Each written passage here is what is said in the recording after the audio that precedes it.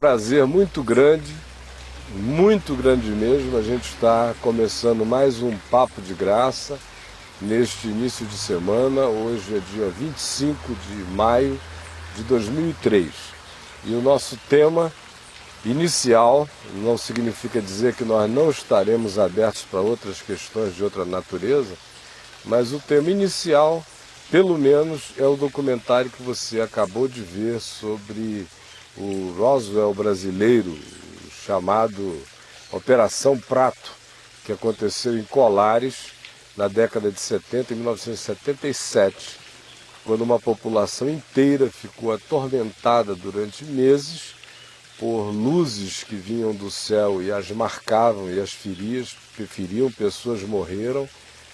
Os céticos que tentaram levantar todas as teorias sobre o que poderia ser foram expostos ao mesmo fenômeno, alguns deles machucados do mesmo jeito, e como a médica, que era quem examinava todo mundo e atribuía tudo a uma histeria coletiva.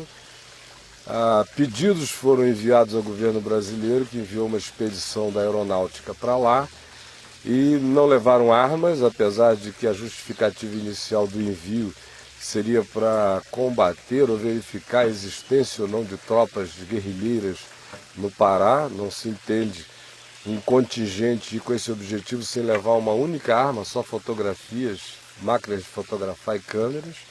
Ficaram 4 meses lá, foram esmagados eles mesmos pelas experiências, contatos diretos, todo tipo de experiência que você viu aí, chocante no documentário, e subitamente, quando todas as explicações e encaminhamentos dirigiam-se para algo para além da presente ordem de coisas, o governo brasileiro mandou suspender a operação, mas o tenente incumbido dela e os demais que participaram ficaram engasgados durante anos e anos e anos, e o que veio acontecer foi trágico.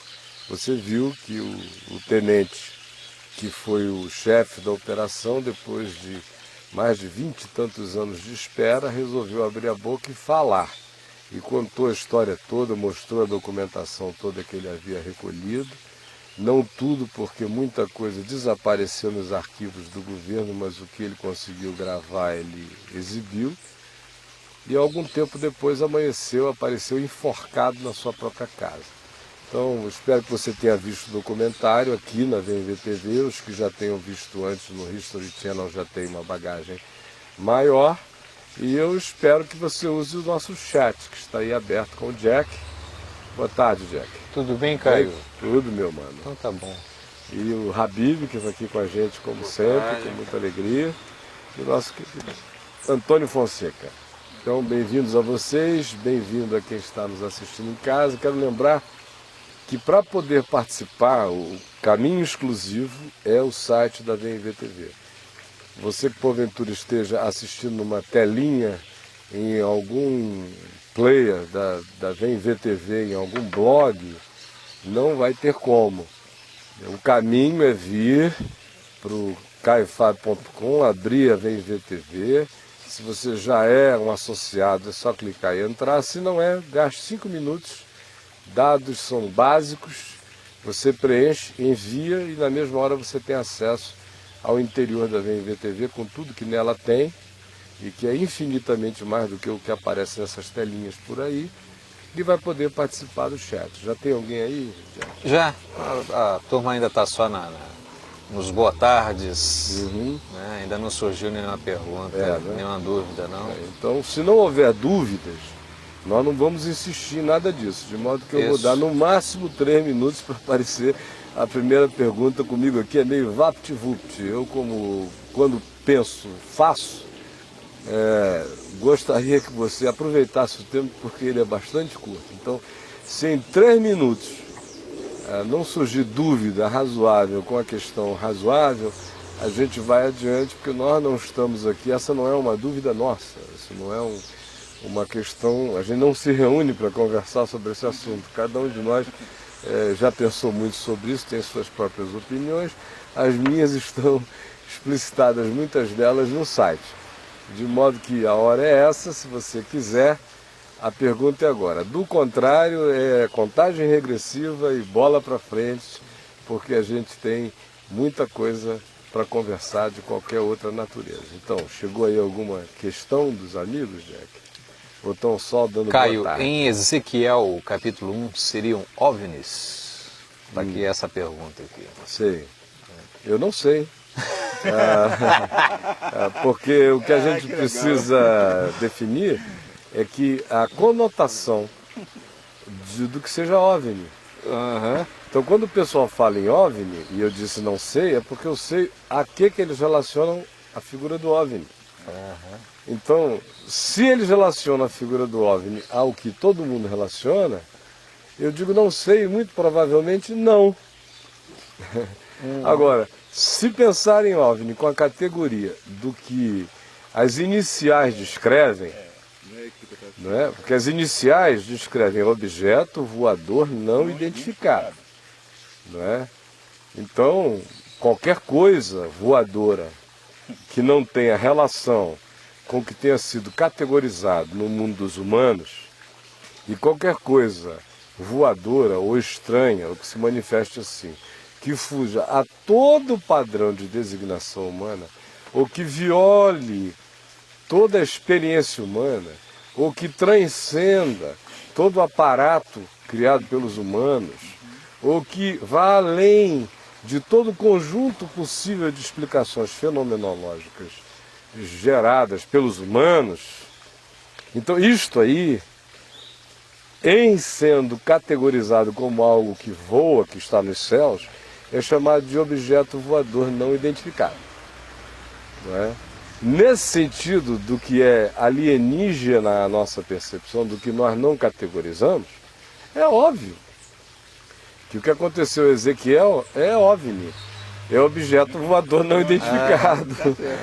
É óbvio. Agora, se a categorização é essa, convencional, estilo Erich von Däniken, nós fomos visitados por seres de outras civilizações extremamente evoluídos, e basicamente foram eles que fizeram a cabeça de todos os humanos na antiguidade e que ajudaram a construir dela a ideia de construção de tudo que se criou na Terra. Quer dizer, a imbecilização da humanidade por inteiro, a partir dessas visitas, e visitas que seriam de entes de uma natureza semelhante à nossa, eles só seriam diferentes. Vocês vejam que boa parte das chamadas aparições com seres chegam até a ficar meio patéticas, né? Eu, por exemplo, tenho uma profunda repugnância quando eu vejo aqueles negoções, aqueles serizinhos ali, me impressionam muito pouco. O ET de Varginha. O que geralmente me causa impressão nisso não são essas coisas. São as fenomenologias maiores, do tipo da de Ezequiel, por exemplo, que é farta, que é relativamente farta no planeta, que não está distante de nenhum de nós. Eu já vi, não é? Eu, a primeira vez que eu vi, eu já contei aqui, foi com meu pai e mais 13 amigos, um time de futebol. Estávamos indo jogar bola em Itaperuna e Bom Jesus de Itabapoana, fazer uma preliminar no jogo principal lá. E no meio da estrada, papai viu. Aquela coisa que brilhava parada no céu, absolutamente esférica. É difícil você distinguir coloração. Você diz assim, prateado, parece, mas não é. Não, pende para o estânio, mas parece que não é. Não tem muito, é um degradê que não é muito fácil de você identificar. Nós paramos a Kombi, ficamos não sei quanto tempo olhando para cima, aquela coisa parada em cima de nós. Você teve noção de distância? Só que estava muito alto. Estava muito alto. Né? E para estar naquela altura, com aquele nível de visibilidade, era grande. Era muito grande. E parada, absolutamente parada. Não subia, não descia, era parada. Aí, naquele tempo, já havia muita conversa sobre OVNI.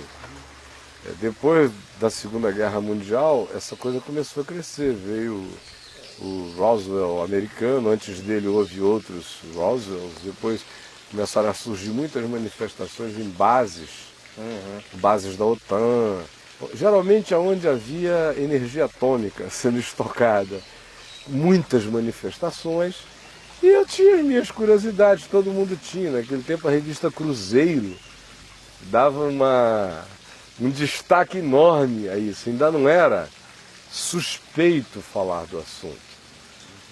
Depois que os esotéricos encamparam a questão e que os cientistas da astronomia encamparam, os astrônomos encamparam a questão relacionada a civilizações intergalácticas.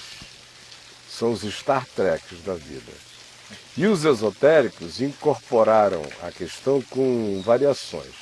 Podem ser seres de uma outra galáxia e também podem ser seres espirituais. Em qualquer das visões, eles estão chegando para preparar o mundo para o que vem aí, em termos de uma nova era. Então, depois que essas duas incorporações aconteceram, o que houve? Do ponto de vista da absorção dos astrônomos, e o Carl Sagan é o pai de tudo, né? Como sendo possibilidades de visitas de seres intergalácticos, para algumas pessoas, isso se tornou uma coisa assim tão distante e sem propósito, porque a pergunta era por que se esses seres intergalácticos estão aqui, esses caras não fazem logo contato? São tão evoluídos, são tão tudo, por que estão há milênios? Porque os registros desses fenômenos são milenares. Você tem registros dele no Japão de 4.000 anos atrás, na China de 3.000 anos atrás, você é cheio, com características extremamente semelhantes às que nós vemos hoje.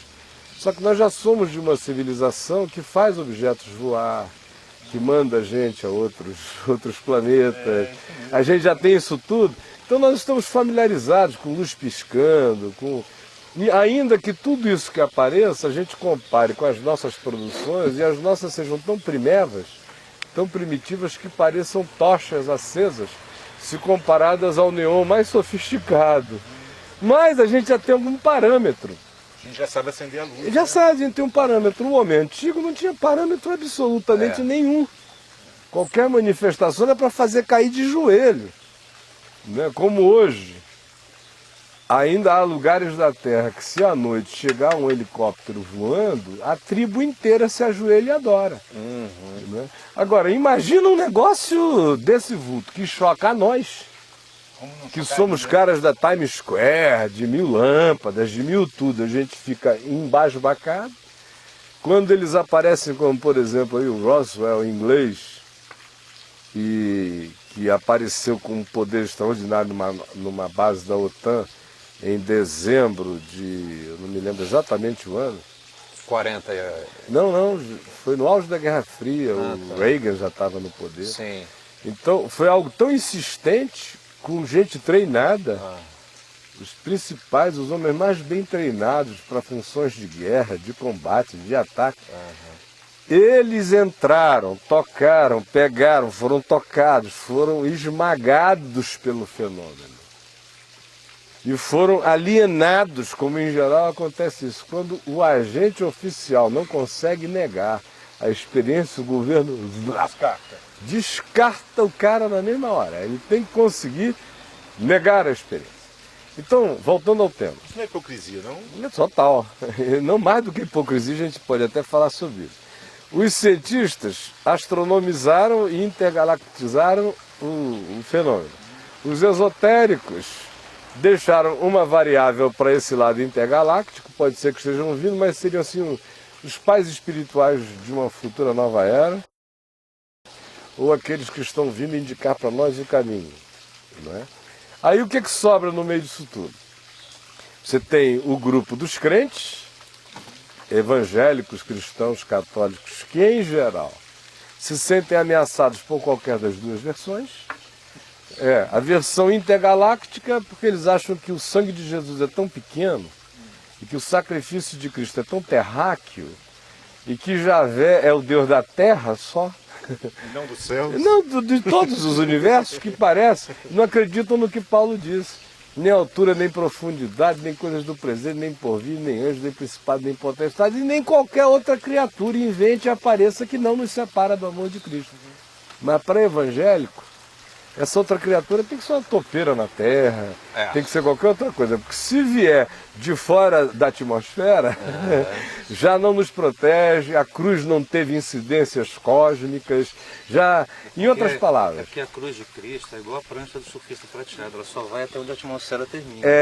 Pode ser por aí, é assim mais ou menos a cruz do crente. Mas tem aquela outra ala evangélica que acaba associando a fenomenologia ligada a Satanás, né? Demônios. Pois é, aí vem a segunda versão. A primeira é essa, intergaláctico, nunca. Segunda possibilidade, que é a dos esotéricos, que é interpretada pelos evangélicos sempre como uma manifestação de demônios. Aí tem um terceiro grupo aí no meio, que é o grupo absolutamente desinteressado. É o grupo que diz, você não põe pão na minha mesa, até hoje eu não vi nenhum, não me encheu o saco, nunca parou meu carro, não pegou a minha mulher, não fez nada, então eu não tenho nada. No dia que for absolutamente esmagador e inegável, a gente pensa no assunto, quem sabe a gente já está até de 4 esperando. Mas por enquanto eu não estou afim nem de pensar no assunto. Tem um terceiro grupo que não é desinteressado, é panicado. É o pessoal que realmente entra em pânico, eles não têm preparação nem para lidar com uma máscara feia que alguém vista numa noite de Halloween, quanto mais com a possibilidade...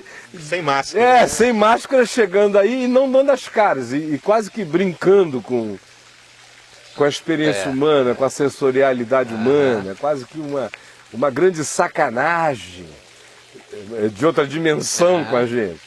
Aí ainda tem um outro grupo que se manifesta, que é aquele grupo que pensa nisso como alguma coisa que possa ser um misto de fenômenos.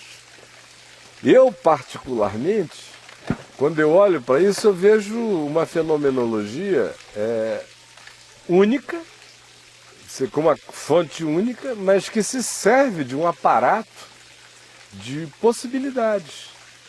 Você diz uma fonte única, é como se estivesse vindo apenas de um lugar, é isso? Não, de uma natureza. Ah, tá. Para mim ela é espiritual. Só que eu não vejo o mundo espiritual como a maioria das pessoas vê. O mundo espiritual para as pessoas é um mundo etéreo e impossibilitado de qualquer cruzamento multidimensional. Por exemplo, o anjo evangélico. O anjo evangélico é um ser alado com permissões especiais para alguma manifestação, na maioria subjetiva. Com objetividade mesmo, só se for assim para Abraão, para comer churrasco com ele, ou com o pai de Sansão, ou com uma coisa assim. Do contrário, não. Eu leio a Bíblia, e na Bíblia que eu leio, eu não vejo isso. Eu vejo a serpente amaldiçoada, eu vejo o poder espiritual perverso recebendo a designação, o condicionamento e a limitação de ter que existir comendo a produção do pó da terra. É óbvio que isso é profundamente simbólico. Seria uma obviedade chegar e dizer: a serpente vai rastejar com a boca no pó da terra. Se a serpente é quem simbolicamente ali incorpora o mal, não se está falando do animal. Se está falando daquilo que foi simbolizado ali naquele cenário fabuloso de Gênesis 3. Então, esses seres espirituais, o limite deles, já que eles são tão poderosos, o limite deles, imposto por Deus em relação à covardia que eles poderiam exercer, que já teria inviabilizado a existência humana na Terra há muito tempo, é esse. Eles precisam se servir da nossa produção. Seja a nossa produção moral, ética, filosófica, psicológica, tecnológica, das nossas projeções mentais, medos, autossuficiências, do inconsciente coletivo produzido aí pelo ajuntamento e pela soma de todas as nossas produções inconscientes. Eles precisam se alimentar do que a gente fornece a eles como estereótipo das nossas expectativas. Eles se alimentam da nossa ficção, eles se alimentam da nossa produção fantasiosa, de modo que praticamente a gente não viu ainda nenhuma ficção humana, com o passar do tempo, não se materializar adiante. Ela irá. O que o Walt Disney disse, botou lá na porta da Disney, só assim como uma coisa motivacional: if you can dream it, you can do it. Falando de si mesmo, eu sonhei com isso, olha o que eu fiz. Mas sem querer ele estava anunciando um negócio extremamente mais profundo. Se o homem concebe e consegue conceber, o que é concebível na mente será uma questão de tempo, será execuível, de um modo ou de outro, ou por ação do desenvolvimento da cultura humana, ou pela interação humana com essas forças espirituais. Mediunidade, que a gente vai ali em Abadiane e vê lá o tal de João de Deus rasgando os caras, vem gente do mundo inteiro, ele arranca câncer, não sei o que e tal, diz que foi o doutor não sei quem. Mediunidade não é algo que tem que ficar restrito apenas à vincularidade com essas coisas comezinhas, como cura de verruga e câncer. Existem mediunidades cósmicas. Assim como existem assombrações caseiras, assim como existem ectoplasmias e telecinese e tudo mais que se manifesta, poltergeist, poderes psíquicos derrubando coisas, aparições que evangélico não nega, porque ele manda sair em nome de Jesus, se ele tem fé e sai.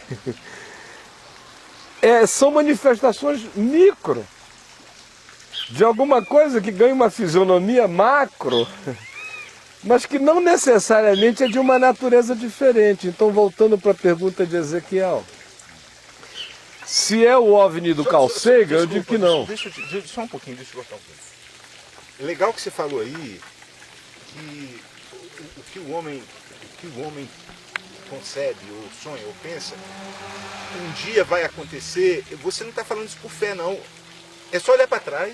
Houve um tempo que eu falava por fé. É só olhar para trás, o histórico está tudo aí. Houve um tempo em que eu falava por fé, porque o acompanhamento ainda entre a ficção do pensamento do homem e a realização científica era muito demorada. Eu só estou ecoando aqui as convicções do meu pai. Meu pai, frequentemente, vendo televisão, ele dizia assim: é uma pena que eles tenham inventado um modo tão horrível de ficcionar isso, porque isso vai se materializar. Poderia ficcionar de forma melhor. Qualquer uma irá. Então isso eu era garoto, eu já ouvia. Eu fui crescendo e observando. Chegou um tempo que se tornou uma convicção não comprovada, só uma convicção. Mas, sinceramente, de 25 anos para cá, o esmagamento que eu sofri ao ver o aceleramento entre a produção de um pensamento ficcional e a realização dele é muito próximo, é quase... Você quer concluir isso? Não, pode continuar. Só dar uma prévia em relação ao que você está dizendo aí. Bem simplista, tá? Tá. Esses pontos eu li, não vi o vídeo desse caso brasileiro, mas li a entrevista do rapaz, o comentário inteirinho, tudo. E vi que, a par de todas essas evidências e tudo, eu vi que ele tinha uma ligação com o assunto desde pequeno. Vamos dizer, aos 12 anos ele entendeu que avistou um OVNI. Ele, antes de ser encaminhado para conduzir essa investigação, ele já tinha um interesse muito grande pelo assunto da ufologia, já lia revistas a respeito, mora à distância, né, e tudo mais. Então, assim, ele já tinha um coração predisposto, moldado, predisposto, o que admitia não que ele fosse enxergar duendes onde nada havia, mas assim, um coração predisposto a transformar aquela concentração de manifestação da natureza que se admitir, né, em objetos daquela forma. Tá? Se eu deslocasse alguém para o mesmo local em que ele estava e essa pessoa tivesse no seu coração predisposição para concretizar aquela energia concentrada em objetos de outra forma, tá certo? Eu poderia ter pessoas no mesmo ambiente vendo coisas diferentes. Olha, número 1, você teria que explicar como é que uma cidade de 30 mil habitantes fica assolada por aquilo quase um ano inteiro. Com marcas nos corpos, com somatizações, com gente morrendo, com pessoas descrentes do fenômeno sendo convencidas pela evidência tátil da experiência. Segundo, você tátil, as pessoas ficavam queimadas, feridas. Vinha do céu, queimava, o cara desmaiava, 2, 3, 4, todo mundo vendo, a cidade inteira. Segundo, você teria que explicar o que aconteceu com os outros 40 membros da equipe, que foram com ele e viram não coisas diferentes, mas que testemunharam as mesmas coisas e foram expostos à mesma tatibilidade dos encontros que o homem foi. De modo que se ele fosse uma figura isolada... Na sua visão, aí, a minha pergunta é exatamente essa. Quer dizer, na sua visão, o que acontece? Que é um pouco da forma que eu vejo, né? Eu digo assim, quando a gente fala em céu, em naves espaciais, em outros mundos, a gente sempre traz isso com um desses anseios que você colocou aí. Ou quem está vindo do futuro de uma forma mais evoluída para nos levar para o além, ou um sentimento de que o mundo está vivendo uma questão apocalíptica e a gente vai ser resgatado. E outras questões. Aí às vezes, quando eu vejo, por exemplo, ufólogos falando, argumentando, né, ou tecendo considerações das mais variadas naturezas, eu me lembro muito de teólogos. Eles são de fato, sabe o quê? Os ufólogos, eles são crentes do fenômeno, eles são pentecostais do fenômeno. Exatamente. Pronto, é isso que eu quer dizer. A minha birra com o ufólogo é a mesma que eu tenho com o pentecostal maluco. Isso, é isso que eu tô querendo dizer, exatamente isso. Quer dizer, o cara pega a manifestação e ele já tem uma forma para ela. Não, ela já está interpretada antes de ser vista. Não é isso? Então quando você fala, há um avistamento em Goiás Velho, por exemplo. Aí o cara bota a pastinha debaixo do braço dele, ele leva os moldes para encaixar as manifestações dentro dos moldes que ele predeterminou como sendo característicos de... Até porque ordens, o pessoal que vem assim, estudando seriamente o fenômeno, como o pessoal da MUFON nos Estados Unidos, eles dizem que desses avistamentos, 75% são descartáveis. Exatamente. Totalmente, viagem esotérica. Agora, 25% caem numa categoria em que não se consegue... Não, por nenhum meio se consegue chegar lá. O que eu queria perguntar é o seguinte, refletir com vocês assim, é o seguinte.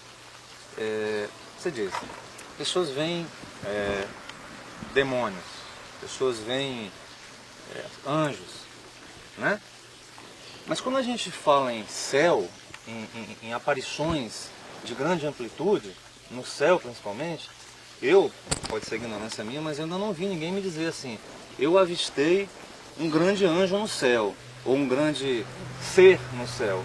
Os seres a gente sempre traz para o nível terreno. Mas é a ignorância sua mesmo. Eu conheço milhares. Então pronto, isso já é ignorância. Vai começar da minha mulher. Então pronto. E quando a gente fala em céu, a gente vê essas naves imensas e naves gigantescas. E por isso eu sempre fico imaginando que, na verdade, concordando contigo com o fato de que o fenômeno existe, mas eu sempre fico achando que ele se materializa de maneira diferente conforme o receptor. O problema é quando você tem milhares de receptores. Por exemplo, um dia eu estava na Escola Técnica Federal do Amazonas, convertido há um ano, mais ou menos, devia ser 1975, eu queria muito que alguém de Manaus que estivesse me vendo e tivesse acesso aos arquivos da crítica. Eu não duvido do fenômeno não, viu? Da crítica, do Jornal do Comércio, do Diário da Tarde, de todos os jornais do dia seguinte ao fenômeno, porque eu estava numa aula de física. Isso deve ser fácil achar até pela internet. Não, porque naquele tempo não tinha internet e os jornais não escaneiam para trás. não escaneiam para trás. Eles escaneiam, eles começaram a botar, tem muito pouca coisa para trás que escanear. Mas você não acha, você não entra no arquivo do Globo e vai até o Globo número 1. Você não passa de 1990 e pouco para trás, 80, não vai para trás. Ainda mais de Manaus. Se não for lá para abrir a pastinha, ficar vendo arquivo por arquivo, não vai achar não. Mas está lá. Porque eu já tinha 19 anos de idade, pregava o evangelho com a mesma cabeça de olho aberto que eu prego hoje. E eu e mais 4.000 na Escola Técnica Federal. E a cidade inteira vimos. Assistindo uma aula. Dentro da classe, professor Bessa, professor muito bom de física, e cético até onde se podia ir. Não é? Fazer questão de cada aula, ele tinha que chegar com alguma coisa para desmontar alguma crença. E gente boa demais. E nesse dia nós estávamos lá, ele lá fazendo algumas demonstrações de fenômenos físicos, quando de repente a gente ouve aquela gritaria do lado de fora da escola. Aí correu todo mundo para a janela, devia ter umas 4, 5 janelas em cada classe. Nós olhamos para a parte da frente, eu estava bem perto dele, nós fomos praticamente juntos para a janela.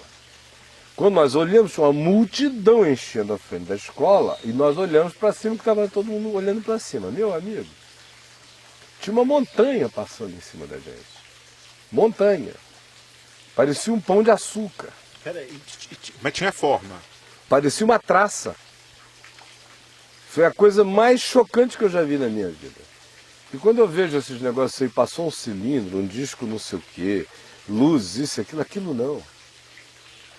Aquilo ali noite, era noite, parecia, a cor era de um marrom escuro indefinível. Mais brilhante, de forma que a noite... Não era brilhante, mas como a noite enxergava? Fosco, porque de dentro desse objeto imenso, por furinhos mínimos, você via vazar uma luz de uma claridade tão distinta do que se via, de modo que era uma traça, uma montanha, uma traça montanhosa, voando lentamente, com luz vazando por todos os lados, sem um ruído. Passou calmo em cima de nós, fez a volta pelo Rio Negro. Era tão grande que do outro lado do Rio Negro, que são 8 quilômetros de distância de rio, você a via ainda enorme. Continuou fazendo evoluções pelo Rio Negro. A mãe dos meus filhos, o pai, a mãe dela, e o pai dela era capitão de mar e guerra, na cidade de Manaus, era a terceira pessoa na hierarquia da ditadura lá, reuniu os marinheiros todos e ficaram na capitania dos portos, tentando examinar aquilo por todos os meios, chocados. Foi tirado foto? Naquele tempo não era como hoje, meu irmão, que todo mundo tem foto até na cutícula, né? Não existia isso, eu estou falando em 1975, era a idade da pedra ainda. Faz pouco tempo, mas tecnologicamente é um tempo antigo. Tenta definir melhor o tamanho disso pra gente, Caio. É muito difícil. O navio, o tamanho do navio maior. Era imenso, poderia ser um transatlântico passando na cabeça da gente o tamanho do negócio.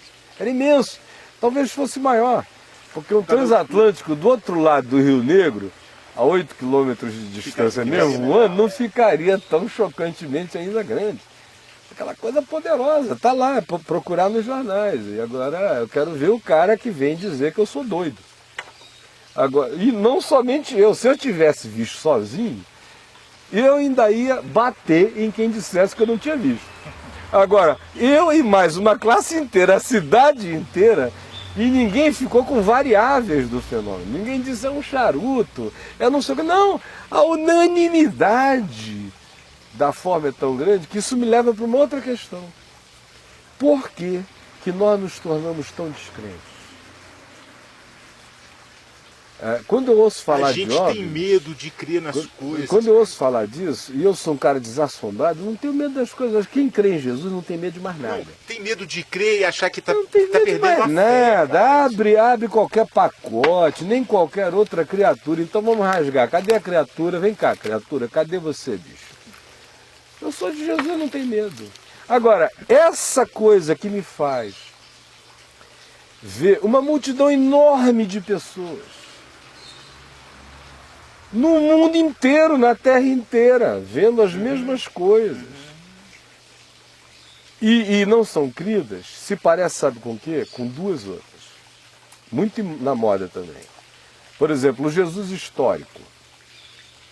O Jesus histórico não existe para arqueologia. Começou a existir agora, que encontraram essa tumbinha lá de Tiago, não sei o quê, irmão de Jesus em Jerusalém, uma tumbeca. Aí não, existe uma evidência que Jesus foi histórico. Agora, Pôncio Pilatos não era histórico. Até que acharam uma pedra em Samaria escrito Pôncio Pilatos. Nós estamos nessa era de que o testemunho humano e cocô é a mesma coisa. Ao mesmo tempo, nós estamos na era em que faz um pedacinho de osso de qualquer que seja o ente paleontologicamente detectável, e em cima do pedaço de osso eles constroem um monstro, de um outro pedaço de osso ao lado ferido, eles constroem uma história de que os dois se atacaram, luta jurássica, e fica todo mundo vendo como se tivesse sido. Não, e olha que legal. Mas eu não terminei, é sério o que eu estou dizendo. Não, mas olha que legal. O que você acabou de falar. Antigamente, o profeta falou que viu roda com olhos para tudo quanto é lado. E ninguém viu. E foi crime. Mas porque se hoje ele dissesse, a gente internava o cara. Pois é. Então, olha só.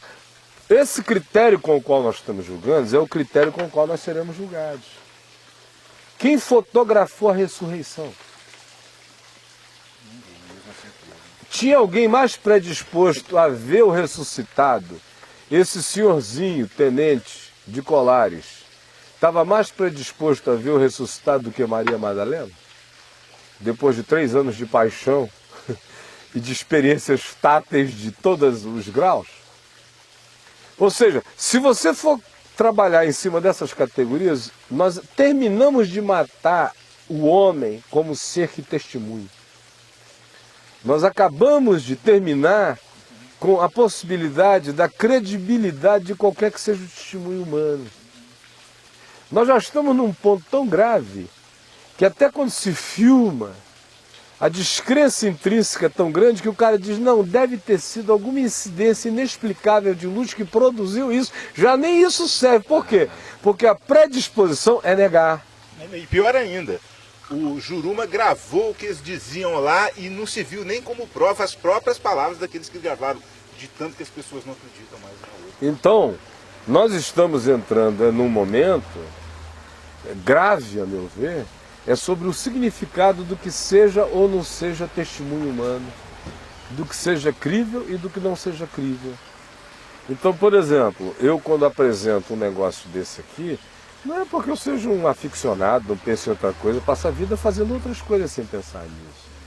Eu só acho que esse é um elemento ilustrativo, extremamente ilustrativo e significante, do que está acontecendo com a maquete interpretativa da mente humana e com a mudança de paradigma, de afirmação e de validação ou não Do que se afirma. de qualquer que seja o testemunho. E mais do que isso, nós estamos entregando a um grupo mínimo de pessoas o poder de determinar se é real ou não é real.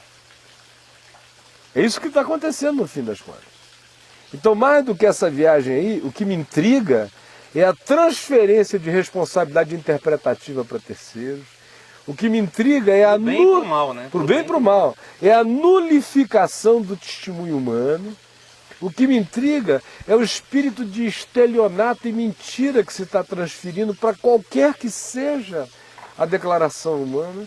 O que me intriga é o fato de que por esses critérios a gente tem que acabar o programa e ir embora porque Jesus não ressuscitou dos mortos. Mas por que essa postura inconsciente de negar?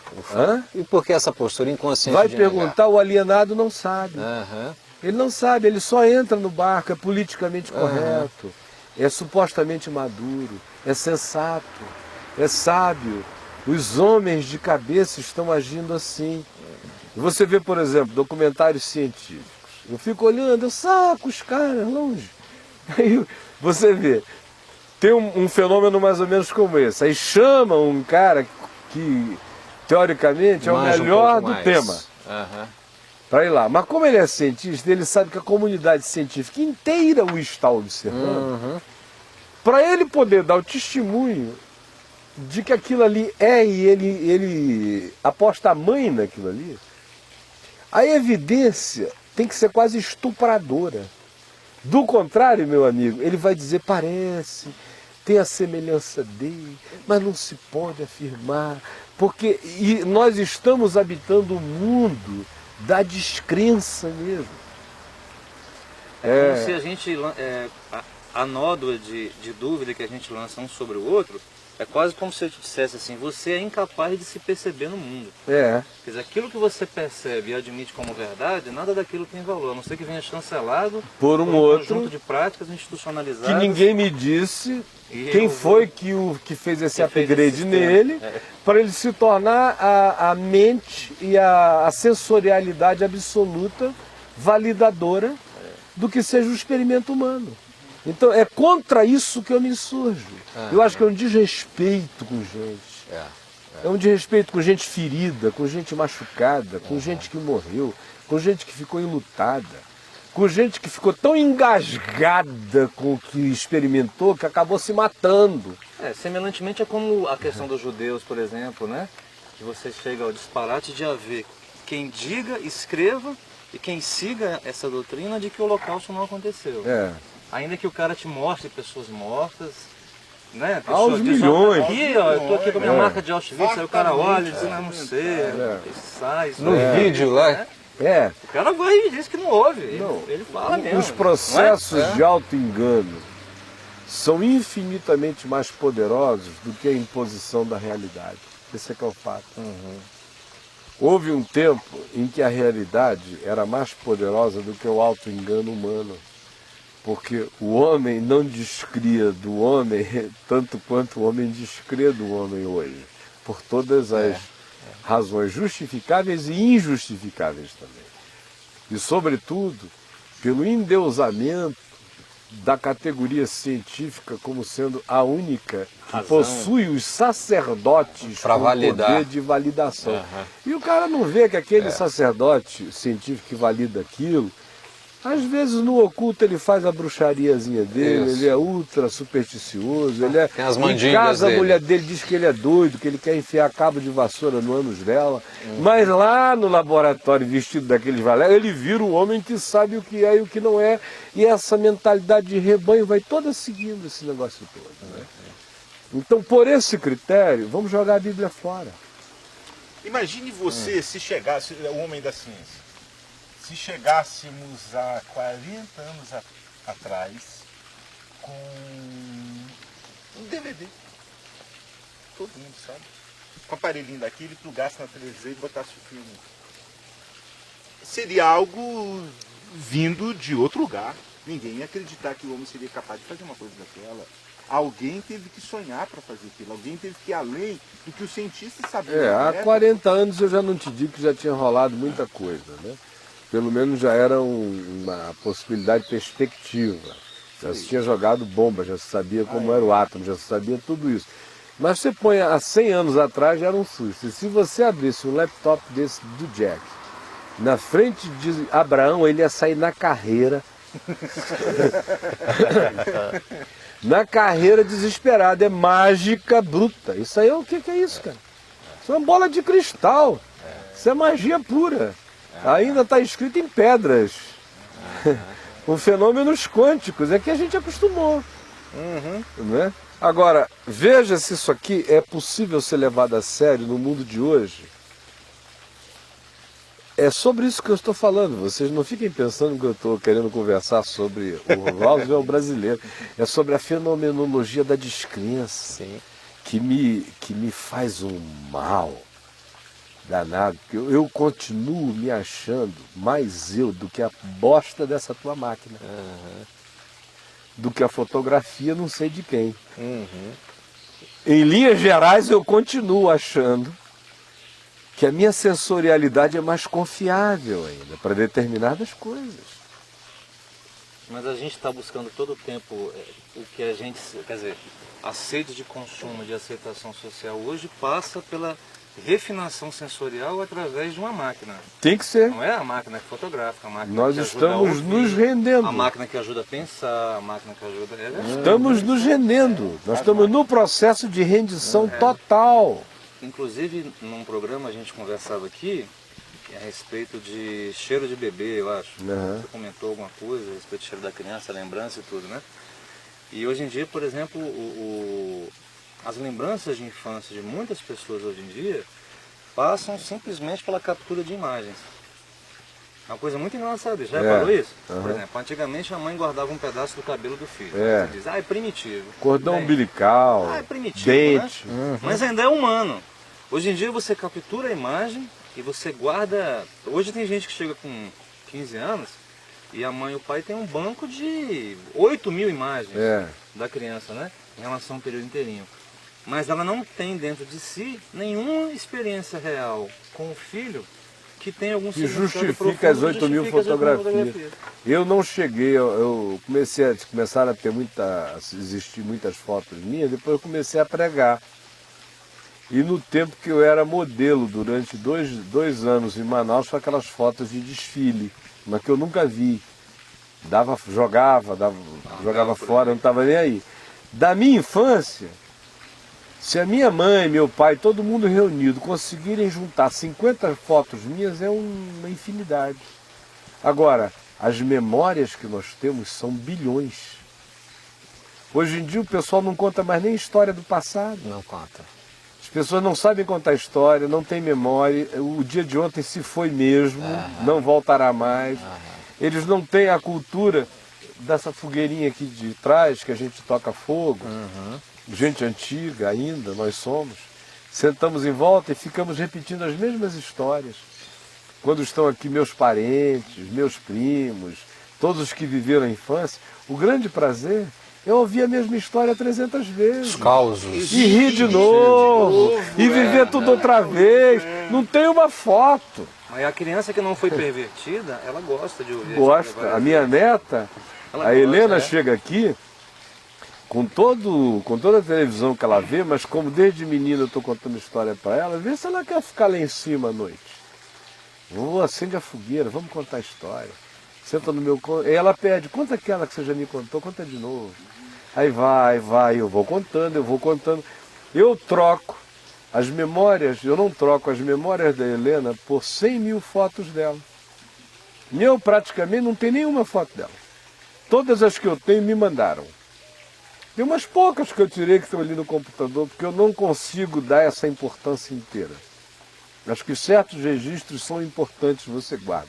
Agora, ficar tleco, tirei a foto dela e vira para lá e fica falando da novela das 8, eu não estou nessa. Para mim ela é a novela, ela é a história, ela é o personagem, eu quero é guardá-la todinha, cheirá-la, absorvê-la, chamá-la para dentro de mim e quero me botar dentro dela. Esse é o álbum, essa é a foto. Agora, veja-se nos dias de hoje, o que Lucas escreve aqui sobre Jesus, tanto no evangelho dele, quanto em Atos, teria algum sentido por essas categorias atuais que nós mesmos usamos para avaliar o verídico e o não verídico, o dia inteiro. Visto que muitos houve que empreenderam uma narração coordenada dos fatos que entre nós se realizaram, conforme nos transmitiram os que desde o princípio foram deles testemunhas oculares e ministros da palavra, igualmente a mim me pareceu bem, depois de acurada investigação de tudo desde a sua origem, dar-te por escrito, excelentíssimo Teófilo, uma exposição em ordem, para que tenhas plena certeza das verdades em que foste instruído.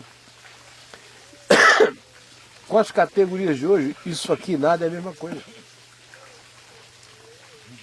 Teófilo ia dizer, espero que você esteja me mandando fotos em anexo, arquivos com imagens bem filmadas, registrado com tudo cartório, isso, porque testemunho ocular, carinho do cartório. olha, narração coordenada, não tem narração coordenada, cada um viu de um jeito, organizou de um modo.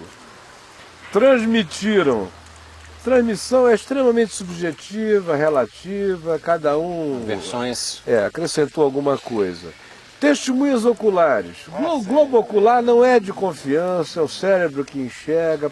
Estava todo mundo pré-condicionado e emulado, com vibrações de expectativa que projetaram aquilo ali. Portanto, acurada investigação não dá para fazer, porque vocês vão estar ouvindo a subjetividade das testemunhas. A ordem é apenas a ordem da subjetividade delas e por isso não dá para ter plena certeza. Então joga Lucas fora.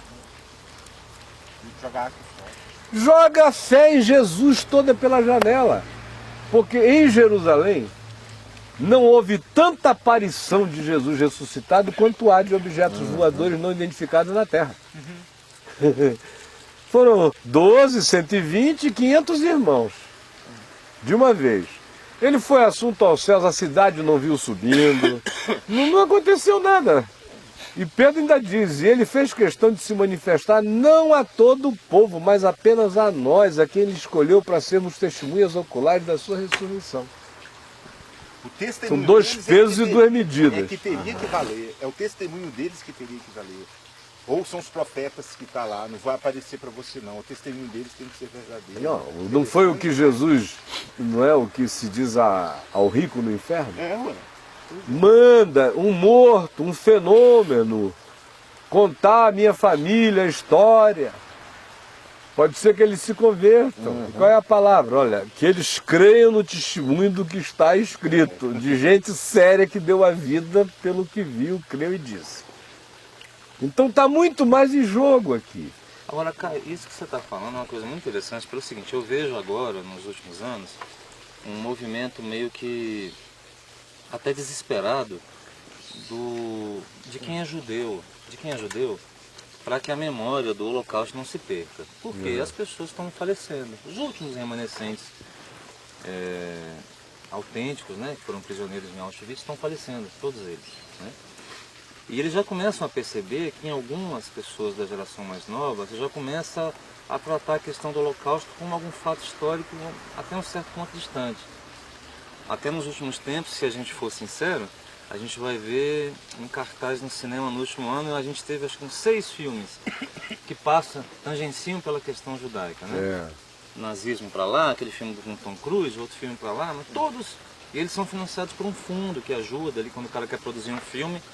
Se você colocar um elemento dessa história do Holocausto, eles ajudam para a preservação da memória, né? Que é um péssimo sinal de que o ser humano realmente, passado aquele momento da explosão da bolha do fato, aquilo ali se perde, os testemunhos são desvalorizados, a gente vai buscando evidências físicas, materiais, e quem não as acha, esquece, e quem as acha, contesta, né? E você vai nesse processo. E soa curioso ao mesmo tempo em que esse processo da fé que se derrui com o tempo, né, desses elementos que tu dizes, né, do testemunho testemunhal, ao mesmo tempo tenha permanecido. Porque se a gente for verificar, são 2000 anos sem que a fé tenha contado com um processo de retroalimentação artificializada que hoje em dia a gente conta muitas vezes para a manutenção de um ícone midiático, por exemplo. Por mais que se tenha tentado dizer que Elvis não morreu, né? Isso de uma forma muito forte, né? A imagem dele está em todo canto, as músicas estão registradas, as letras, os filmes. Então, para alguém que ame Elvis a um ponto assim de adoração, ele acredita que Elvis não morreu. Agora, para a gente que está distante desse processo, fala, pô, Elvis não morreu, não é um músico, né? Morreu e está ficando. Só que a força de Jesus é tão absurda que mesmo sem a gente contar com todo esse staff midiático, mesmo você tendo toda essa força contrária à manutenção do testemunho oral, você vê a fé. Até 1930. Até 1930. Porque em 1930 acabou isso. Se os critérios de hoje estivessem sendo aplicados desde há 2000 anos atrás, a fé em Jesus não teria sobrevivido os primeiros anos. Exceto pelo fato de que a loucura do encontro foi tão poderosa que as pessoas iriam dar a vida por aquilo e iria seguir, mas iria sendo morto. Iria se aniquilando com o tempo. Foi com o pessoal da chamada alta escola da crítica do texto bíblico. Isso você está explicando 20 e 1930. 30. Foi daí que, em relação à Bíblia, começa todo esse fenômeno de negação, de negação, de negação, de negação, de negação, que é o que prevalece hoje em toda e qualquer boa escola teológica sem fé. Né? E enquanto não surgirem com um pedacinho de pedra que prove que aquilo ali esteve no sovaco de Madalena, Madalena não existe. Né? Então, isso que você está falando tem a sua força antes de que a tecnologia se transformasse no Deus das constatações. Enquanto era o caráter, a sobriedade, o bom senso, a coerência e a disposição de levar a convicção até a morte, se fosse o caso, esse era o ser que validava testemunhos. Ele era o testemunho vivo da Vivo. fé. E se juntamente com ele ainda houvesse outros validando a mesma coisa, se tornava uma comprovação. Pela boca de 2 ou 3 testemunhas, toda a palavra se firma, é o que se diz na Bíblia desde a antiguidade. Dessas testemunhas. Claro, toda a palavra se firma. Foi assim que a humanidade andou. Então, de 30 para cá... falso testemunho é algo tão execrável na palavra. Horrível, né? Falsifica a realidade. De 30 para cá é que a gente entrou nesse outro mundo que vai crescendo, e de 15 anos para cá isso se tornou um axioma, um dogma praticamente total. Né? Não basta agora que as pessoas mais críveis do mundo, se elas virem alguma coisa, elas mesmas não terão coragem de contar. Porque elas não querem se expor. Porque isso pareceria primitivo. Confiar nos sentidos, confiar na observação, confiar na experiência. A única experiência que é válida hoje é aquela que a gente consegue repetir 1 milhão de vezes em laboratório.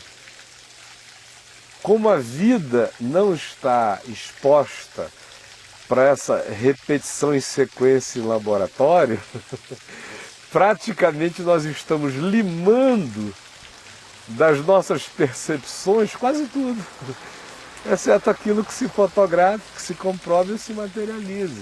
Esse é o tamanho da redução da mente humana, do significado humano, do significado do olhar humano, da interpretação humana, do testemunho humano. Você acha que isso tem relação com o que Jesus disse do amor se esfriar? Olha, é claro que o esfriamento do amor e a multiplicação da iniquidade gera todo tipo de Porque suspeição. é a essência do ser humano. Não é? O amor não vem carregado de suspeição. Ele não é ingênuo, mas ele não vem a priori carregado de suspeição. Nós estamos sendo julgados pelo nosso próprio olhar. Nós é que não cremos em nada, não cremos em ninguém. E o mundo facilita isso. Tem tanto charlatão, tanto safado, tanto engano, tanto tudo, que a gente vai ficando meio cínico. Sim. Então, a própria fé de alguns cientistas em Jesus é uma fé que eles sabem que é uma herança. Porque se eles forem aplicar o critério que eles usam para julgar o vizinho dele que disse que viu um OVNI, se ele aplicar aquele critério de julgamento do vizinho, com o qual ele julga o vizinho, ao que ele confessa domingo de manhã na igreja presbiteriana de Claremont, como professor de escola dominical, ele não sobrevive. Ele está usando 2 pesos e 2 medidas. E ele tem que ser sincero com isso. Ele tem que ser sincero com o fato de que ele lê Ezequiel e ele crê por quê? Por causa do imantamento mágico de canonicidade da Bíblia. Porque se ele for aplicar o mesmo critério, ou ele leva o vizinho dele a sério para poder levar Ezequiel a sério, ou não leva mais ninguém a sério. Eu não estou aqui fazendo apologia da crença ingênua em qualquer testemunho. O que eu estou é com raiva da descrença total no testemunho. É isso que cresce, cresce, cresce, vai crescer cada vez mais e vai chegar uma hora em que o elemento testemunhal humano não terá significação. Se quiserem escrever num papel, escrevam. Isso eu queria perguntar, onde é que vai dar isso? Escrevam, não vai demorar 10 anos. Nada do que um ser humano disser terá valor, se não tiver uma comprovação mecânica, eletrônica, demonstrada e repetível. Não, cara, o ceticismo é uma coisa tão horrível que essa neuropatia que eu tive, uma vez eu cheguei para um médico e disse, olha, eu tenho sentido muita dor. Ele começou a duvidar. Aí no final ele estava escrevendo assim, o paciente diz sentir dor. Eu falei, por favor, muda isso aí. O quê? O paciente está com dor. Eu não posso fazer. Então o senhor não serve para ser meu médico. Vai estudar engenharia. Máquina não reclama, ela quebra. Ele fala assim, o bloco avisa que vai cair. Avisa que vai cair. Aonde chegou a dúvida dessas coisas, de duvidar que o cidadão que está morrendo de falta de ar, o cara chega e fala assim, eu tô achando que ele tá fazendo... É o tal do allegedly e supposedly, que são dois dogmas do jornalismo americano, e que viraram dogmas do falar politicamente correto. O cara pode chegar e ver o Jack atropelar o Habib na esquina. Você, o repórter, chega e diz, escute, o senhor presenciou o ocorrido? O Jack, politicamente correto, terá que dizer o seguinte, de fato, eu estava aqui quando supostamente o carro do senhor Habib passou em cima de alguém que, alegadamente, é o Jack. E, de fato, parece ser porque é ele que está estirado ali, mas faltam comprovações ainda genéticas para saber. Aí vai allegedly, supposedly, com allegedly e supposedly, eles dizem tudo o que eles querem sem se incriminar. Essa é a história que está aí. Então, para contar uma história, até objetivamente, o meu avô hoje, se fosse politicamente correto, ele não poderia dizer, então, o nego Sebastião veio e me agarrou e começou a me matar, até que meu pai chegou, abraçou ele, jogou na parede, tirou ele 1 metro do chão e mandou trazer as cordas. Foi um fato, mas parece tão bizarro que um velho de 80 anos, como meu avô, que morreu com 104, tenha apanhado um doido, negro, forte, poderoso, que ia matar meu avô, pega o cara pelos braços, encostado numa parede, tirar dele 1 metro do chão e tragam as cordas, e demorou quase 5 minutos. Até que trouxeram as cordas, quando amarraram ele todinho, ele falou, graças a Deus que demorasse 1 minuto, eu não aguentava mais. Já abriram um Orkut aí para discutir se essa história que eu contei no Confissões, você tá brincando. Se a cobra de 11 metros de tamanho que eu, meu primo José Fábio, Paulo Fábio, Sebastião, meu cunhado, e o Hélio Fábio, que está lá no Recife, todo mundo adulto e sério, passamos em cima, como o National Geographic, que já entrou na história atrasado, depois que já tinha matado tudo que é cobra grande, só conseguiu encontrar a maior de todas com 9 metros, a minha de 11 não existe. Aí tem lá a comunidade discutindo. Onde estão os 2 metros? Onde estão os 2 metros? Você veja só o tipo de maluquice que a gente chegou. Enquanto isso, o que é predisposição mesmo, o cara acredita. Se ele for lá, o mesmo cara que pergunta se faltam 2 metros na minha cobra, acha que tudo que o Benihim faz é coisa do Espírito Santo. E não indução grupal, e não isso, e não aquilo. Então, as eleições de realidade... Exatamente o que eu ia te perguntar isso. Por que nós somos assim? Tipo, eu te apresento uma verdade, como a verdade do Evangelho, e tu vens com milhares de perguntas, e questionamentos, e provas materiais, e provas físicas.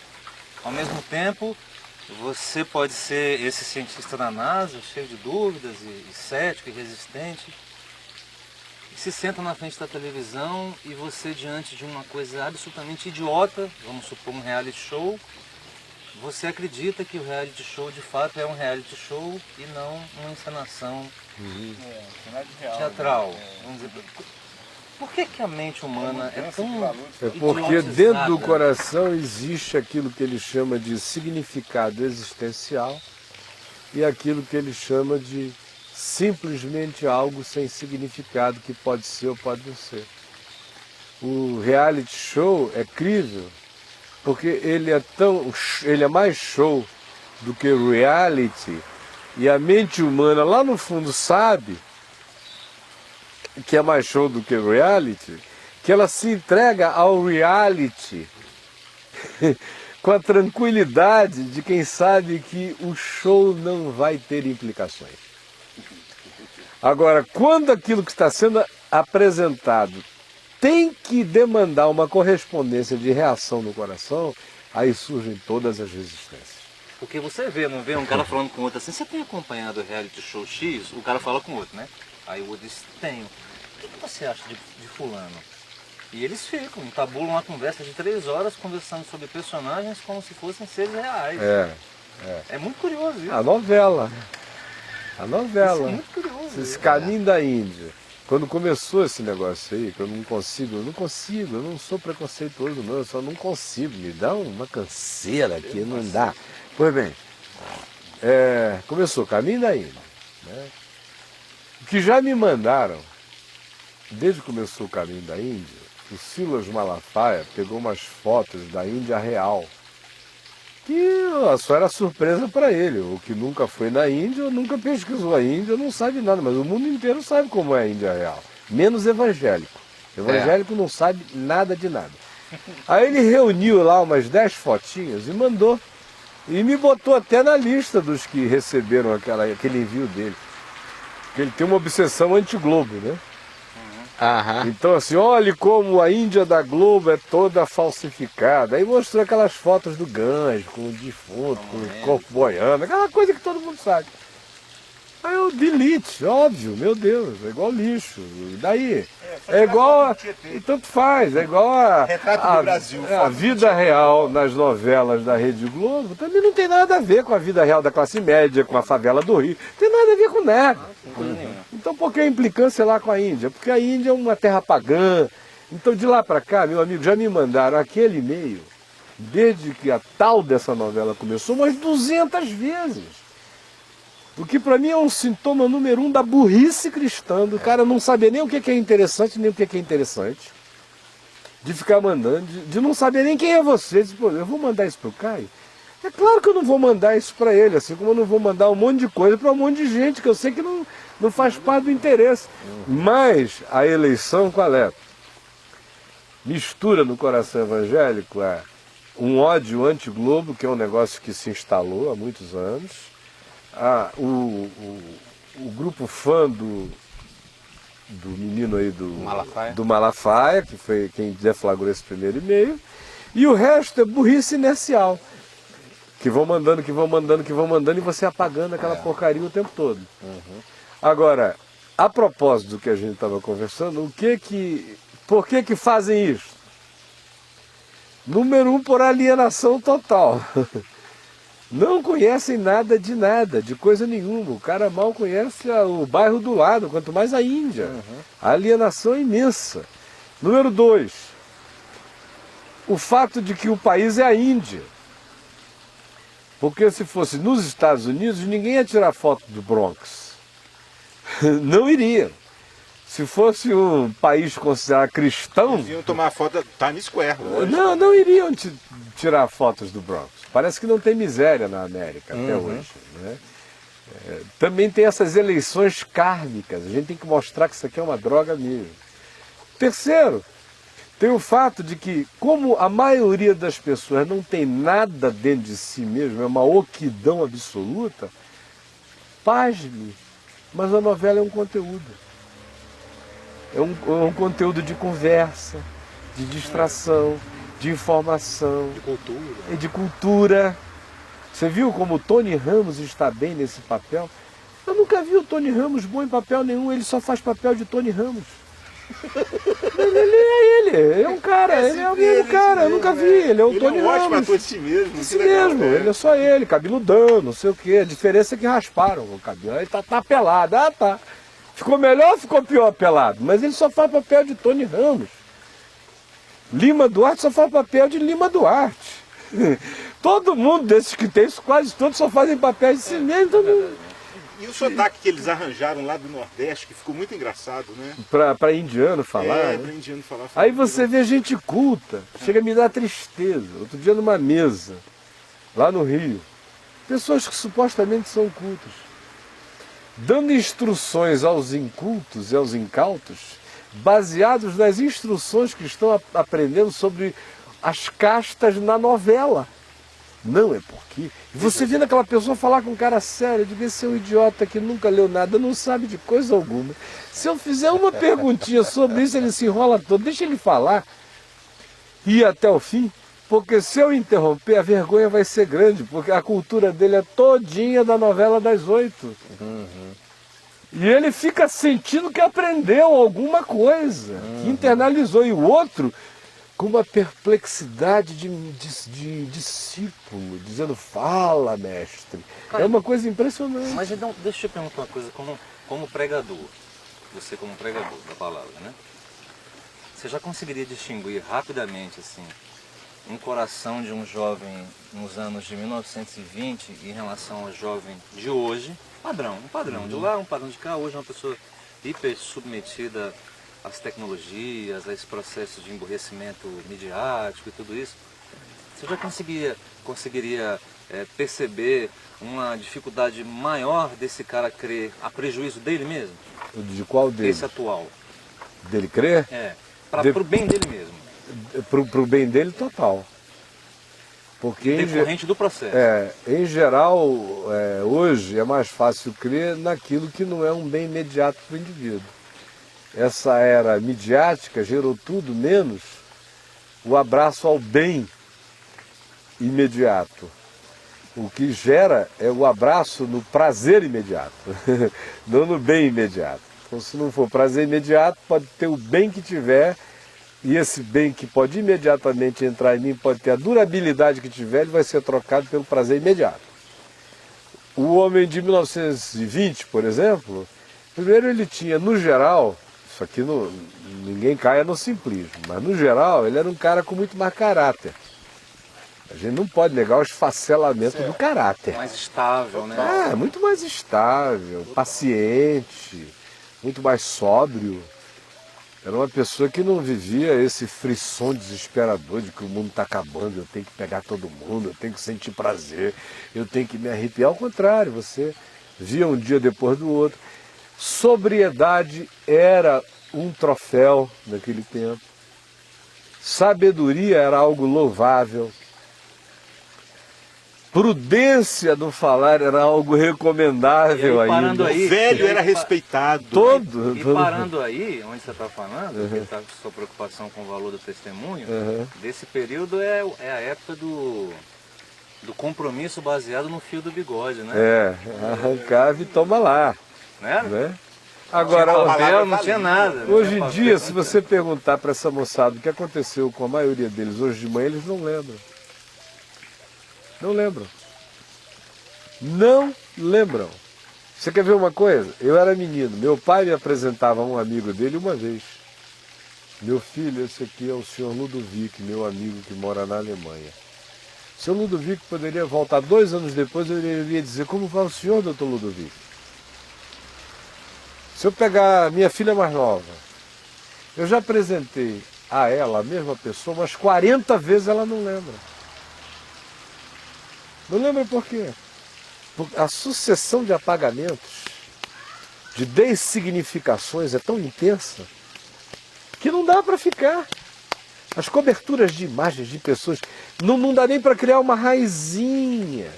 As pessoas já chegam sendo lavadas.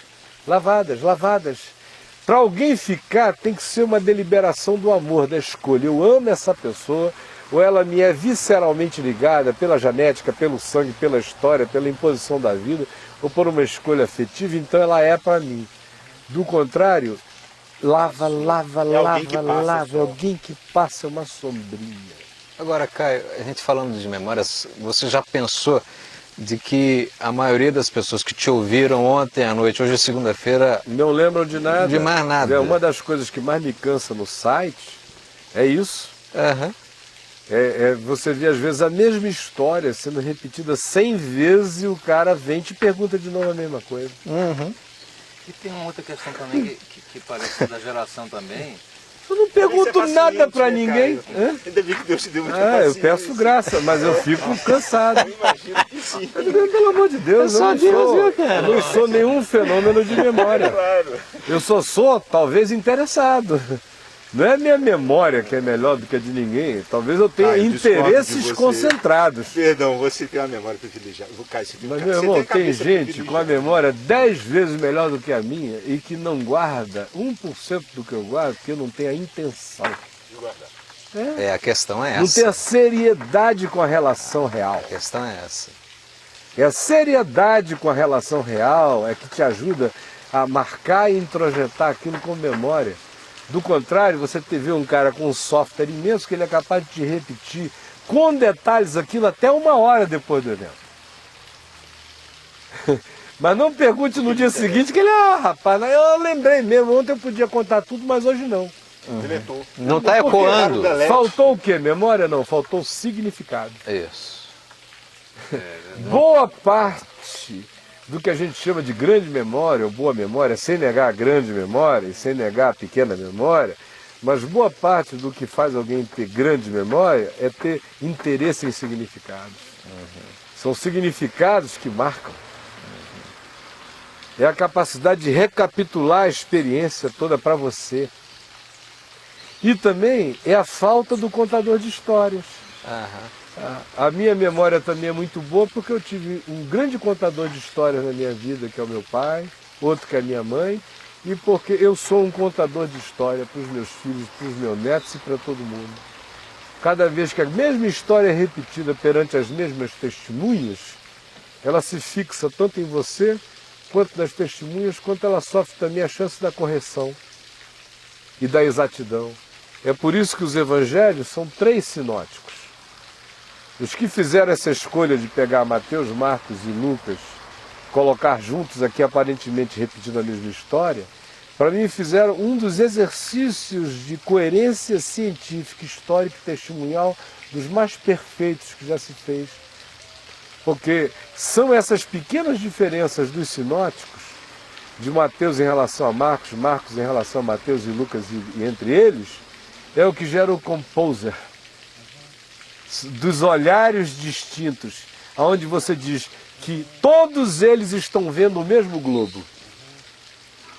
A diferença é que de onde o Jack está, dá para ver algo que daqui não dá para ver. Mas de onde eu estou, dá para ver coisas que o Jack não consegue ver e vice-versa. É do meu testemunho e de cada um de nós que se faz o composer, que se vê esse globo por inteiro, inclusive João, que não olha aqui de volta da mesa. João é um observador olhando de cima.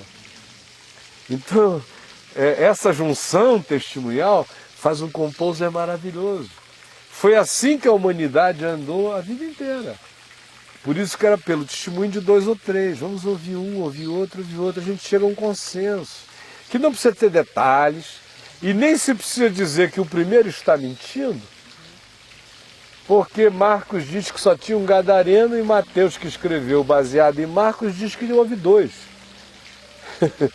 O suicídio de Judas, por exemplo. Que está lá em Lucas ou em Mateus. Né? Porque houve uma omissão aqui não significa que aquilo não houve.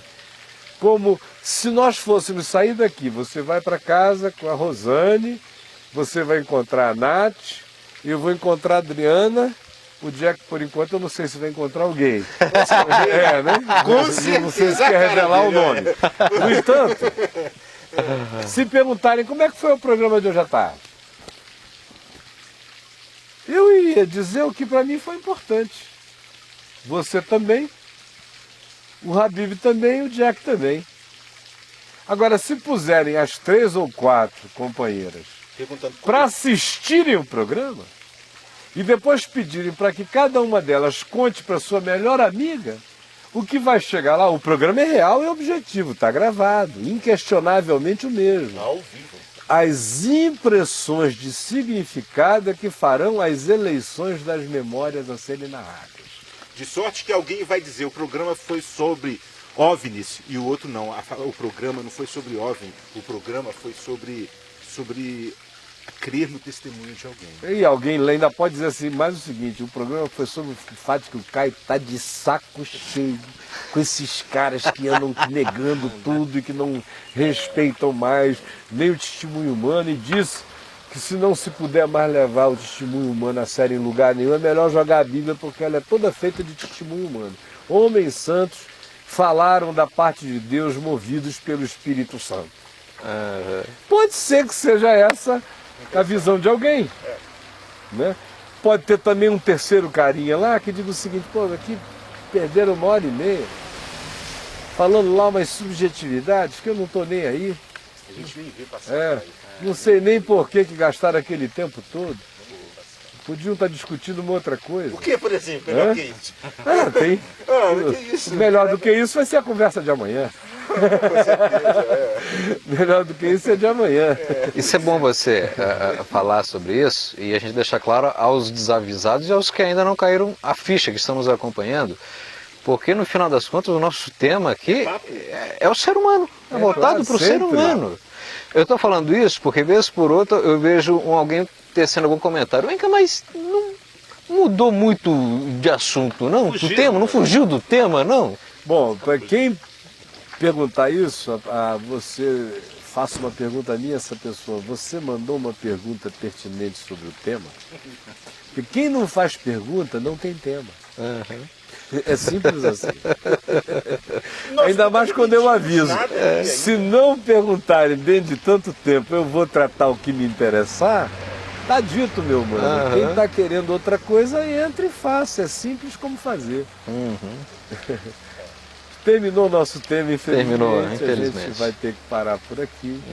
E eu queria que nós orássemos, Amém. pedindo a Deus que nos desse aquela síntese que Jesus disse que é fundamental que se tenha, que se seja simples como as pombas e prudentes como as serpentes. É muito difícil ser prudente com serpente. Não é não. O difícil mesmo é as duas coisas juntas. Porque prudente como a serpente é uma facilidade. Quase todo bandido esperto que eu conheço é prudente como a serpente. Em Bangu 1 todo mundo era PhD. E ser prudente como uma serpente. O difícil é ser simples como uma pomba e prudente como uma serpente. Esse é que é o milagre. Que é você poder olhar e não sair julgando. E não sair transferindo, nem atribuindo, nem emburrecendo, nem enlouquecendo, nem tornando o outro histérico, nem descrendo. Dá uma chance. Ao mesmo tempo em que você não é um crédulo, tolo, bobo, entusiasmado, eufórico com novidades. Ao contrário. Você está aberto para ouvir tudo, para ponderar tudo, para reter o que é bom. Sensato o suficiente para não emitir uma opinião não pensada, refletida, calmo o suficiente para, expondo-a, relativizá-la, dizendo é minha opinião, ou talvez possa ser, ou eu tenho impressão de que seja, é apenas uma convicção que eu montei, não necessariamente é o que é. Essas cautelas todas têm que ser colocadas diante dos outros.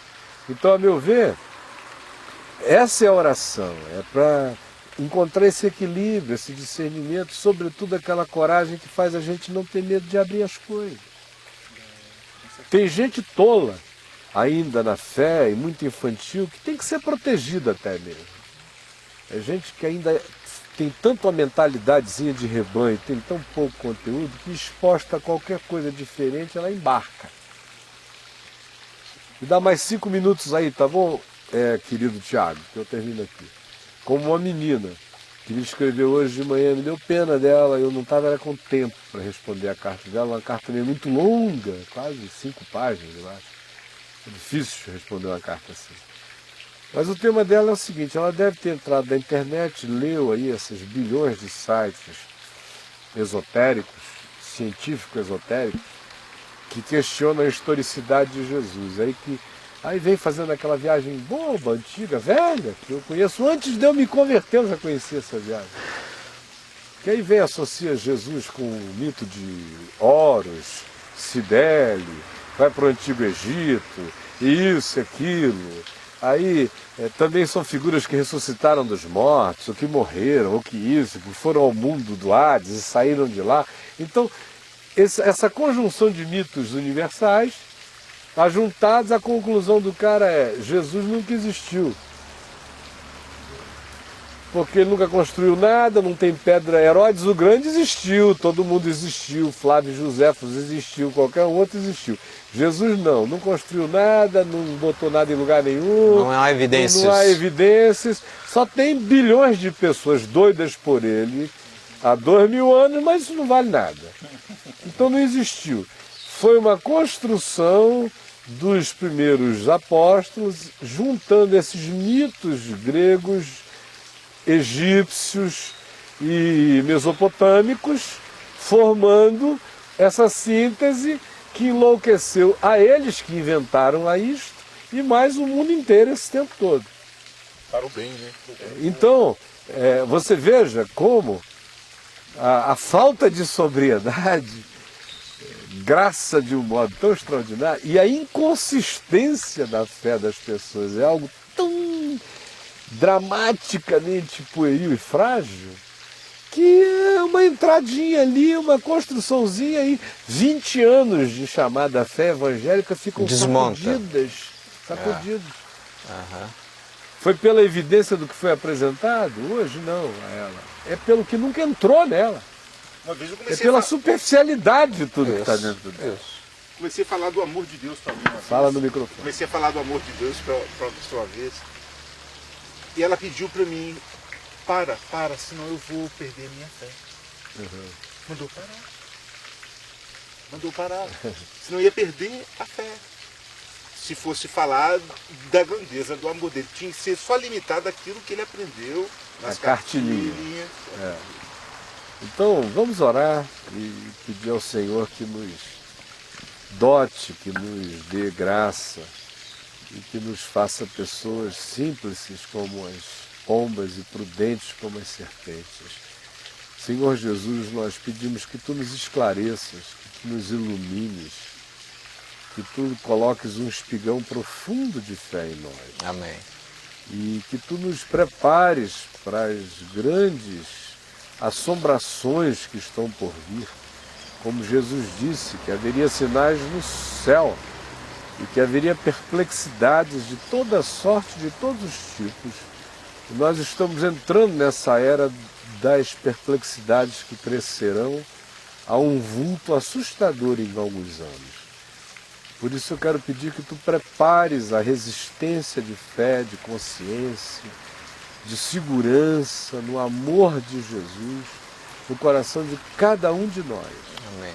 E no coração de cada um daquele que, crendo, crê e acolhe. Amém. E acolhe com seriedade, sem achar que nós estamos brincando de especulações, Amém. porque ninguém aqui tem tempo para isso. Pelo amor do Teu nome, faz a Tua palavra queimar como fogo o coração de todo aquele que a ela se abra ou a deseje sinceramente. E muito obrigado pelo significado singelo desses nossos encontros. Amém. Pelo que ele significa hoje e pelo que ele já significa em conteúdo para os anos e anos por vir. Amém. Porque eu tenho convicção em Ti de que nas próximas décadas, ainda que nós parássemos de produzir este programa hoje, o que já foi tratado aqui vai aumentar em significação, Amém.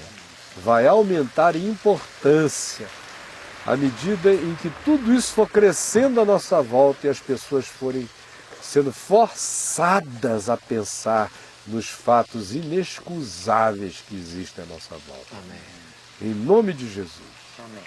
Amém. Amém. Obrigado, amigos queridos. Até amanhã, né? Beijão para todos vocês. Tchau, tchau. Bye, bye. Bye, tchau. Até amanhã.